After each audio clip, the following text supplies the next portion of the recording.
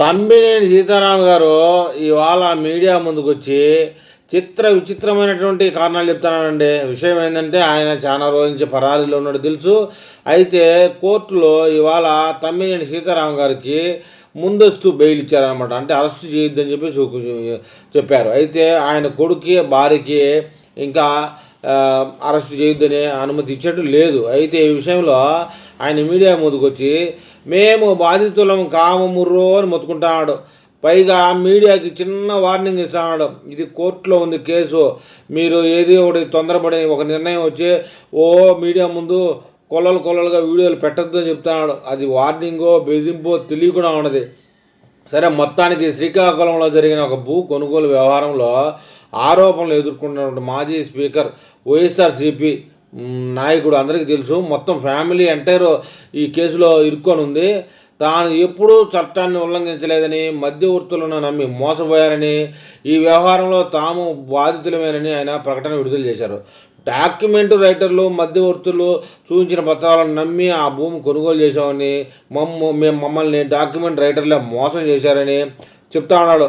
మధ్యవర్తులను నమ్మి మోసపోతే మధ్యవర్తులతో కూడా పోలీస్ స్టేషన్కి పోయి అరెస్ట్ కావచ్చు కదా, తొందరగా తేలుస్తారు కదా, పారారైపోవాల్సిన పరిస్థితి ఏందని చెప్పేసి నెటిజన్లు ప్రశ్నిస్తూ ఉన్నారు. అయితే డాక్యుమెంట్ రైటర్లు మధ్యవర్తుల నుంచి పత్రాలను నమ్మి ఆ భూమిని కొనుగోలు చేశారంటండి. ఆ భూమి కొనుగోలులో తాను ఎలాంటి అక్రమ మార్గాలు అనుసరించలేదని తమ్మినేని చెప్పారంట. ఒక సామాన్యుడిలాగే తాను కూడా పత్రాలను పరిశీలించి కొనుగోలు ప్రక్రియ చేపట్టారని సబ్ రిజిస్టర్ కార్యాలయంలో అన్ని పత్రాలు సమర్పించారంటే మగోడు. అధికారులను వాటిని పరిశీలించిన తర్వాత రిజిస్ట్రేషన్ ప్రక్రియ పూర్తయిందని రిజిస్ట్రేషన్ చేసిన అధికారుల మీద నెపం నెప్పేస్తున్నాడు. సరే, ఏదేమైనా ఆ కాలంలోనే ఈయన స్పీకర్గా ఉన్నప్పుడు, వైసీపీ బలంగా ఉన్నప్పుడు ఆ మధ్యవర్తులు కూడా వైసీపీ గాళ్ళే అప్పుడే వివాదంలో పడిపోయాడు. ఆ విషయాన్ని అప్పుడే తెలుసుకున్నాడు. అరే ఇది మోసపోయామే మనము, వివాదంలో ఉందని తెలుసుకున్నాడంట. వెంటనే పౌరుడిగా, స్పీకర్గా కాదు, ఒక పౌరుడిగా సివిల్ కోర్టును ఆశ్రయించాడంటండి. ఏడాదిన్నర కాలం, అంటే ఆయన స్పీకర్గా దిగిపోయి కూటమి ప్రభుత్వం వచ్చి ఒక 6 నెలలు గడిచిన తర్వాత అరే దీని కేసులు నన్ను పగలు కొడతారే కింద వెనక అని చెప్పేసి తెలుసుకొని కోర్టులో వేయడం జరిగింది. సివిల్ కేసు కోర్టులో విచారణ ఉందంట. మరి కోర్టులో విచారణ విషయాన్ని ఇవాళ రాజకీయంగా కూటమి ఎందుకు వాడుకుంటుందండి? అన్ని అబద్ధాలు కాకపోతే న్యాయపరంగా తేల్చుకోవడానికి తాము కోర్టుకు వెళ్ళినట్టు ఆ ప్రకటనలో పేర్కొన్నారు. ఒకవైపు సివిల్ కోర్టులో విచారణ జరుగుతుండగా అదే అంశంపై ఇప్పుడు క్రిమినల్ కేసు నమోదు చేయడం ఆశ్చర్యం కలుగుతుందంట. మరి ఏం చదువుకున్నాడో ఏమో, మేకపోతు మాదిరి బొట్టు పెడతాడు, పెద్ద నాలెడ్జ్ ఉన్నవాడు మాదిరి మాట్లాడతాడో ఈ విషయం తెలియదు. దాని మీద క్రిమినల్ కేసు అవుద్దని, ఆ కొన్నామే మోసపోయామే అని ముందుగానే ప్రజల్లోకి వచ్చి చెప్తే ఇట్లా మేము మోసపోయామని ఆ రోజుల్లోనే సింపతి ఉండు కదా.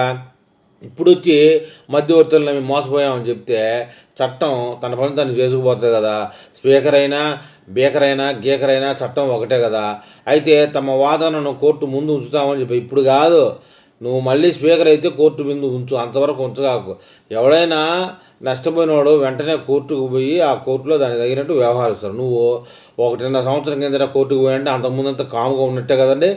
ఈ కేసు వ్యవహారంలో తమ్మినేని సీతారాం మీడియాకు కూడా ఓ విజ్ఞప్తి చేశారు.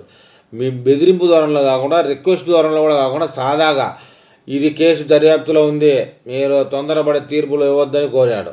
మొత్తానికి నేను అనుకున్న ఏమన్నా వార్నింగు అట్లా ఏమన్నా ఇస్తాడంటే అది ఏం లే, కామన్గానే న్యాయ వ్యవస్థపై తమకు విశ్వాసం ఉందని చెప్పేసి ఆయన చివరిలో ముగించడం జరిగింది. ఏది ఏమైనా ఆయన భార్యకి, కొడుక్కో లేకపోతే ఒకరిద్దరికో బెయిల్ ఇంకా గ్రాంటెడ్ కాలేదు. ఈయనకు మటుకు బెయిల్ ఇచ్చినట్టుగా మన సోషల్ మీడియాలో వార్తలు వినబడుతున్నాయి. మరి వీళ్ళ అరెస్టు విషయంలో కూటమి ప్రభుత్వం ఎందుకు నిమ్మకు నీరెట్టినట్టున్నదో తెలియడంలే.